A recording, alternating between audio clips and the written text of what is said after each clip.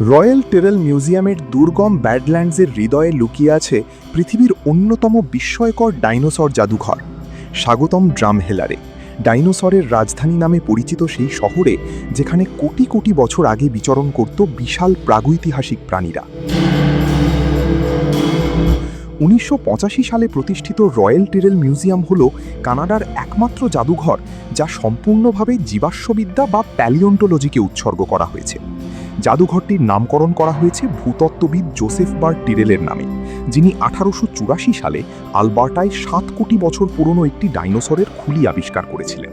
সেই আবিষ্কারই পরবর্তীতে এই বিশ্বখ্যাত গবেষণা কেন্দ্রের পথ তৈরি করে। এই জাদুঘরে রয়েছে বিশ্বের অন্যতম বৃহৎ ডাইনোসর জীবাশ্ম সংগ্রহ।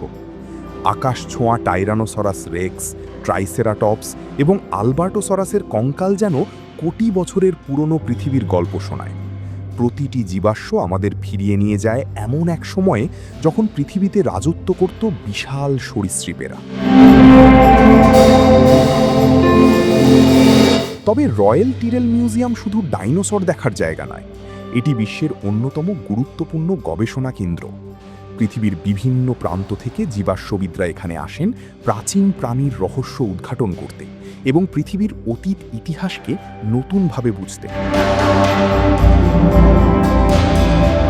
এখানে দর্শনার্থীরা বাস্তব জীবাশ্ম স্পর্শ করতে পারে, বিজ্ঞানীদের ডাইনোসরের হাড় পরিষ্কার ও সংরক্ষণের কাজ দেখতে পারে, এমনকি নিজেও খনন অভিযানের অভিজ্ঞতা নিতে পারে। শিশু থেকে প্রাপ্তবয়স্ক সবার কাছেই এই জাদুঘর বিজ্ঞানকে রোমাঞ্চকর অভিযানে পরিণত করে। জাদুঘরের বাইরে বিস্তৃত ব্যাডল্যান্ডস অঞ্চল যেন অন্য এক গ্রহের দৃশ্য। কোটি বছরের ক্ষয়ের ফলে মাটির নিচে লুকিয়ে থাকা অসংখ্য জীবাশ্ম প্রকাশ পেয়েছে এখানে। এই অদ্ভুত পাথুরে ভূদৃশ্য দর্শকদের ফিরিয়ে নিয়ে যায় ডাইনোসরের যুগে।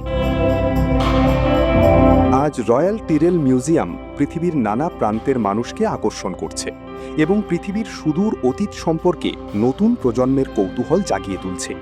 এটি শুধু একটি জাদুঘর নয়, বরং পৃথিবীর গভীর অতীতে প্রবেশের এক অনন্য দরজা। আলবার্টার ব্যাডল্যান্ডসের হৃদয়ে জীবাশ্মের মাধ্যমে আবার জীবন্ত হয়ে ওঠে কোটি বছরের পুরনো পৃথিবী। CTC news Canada.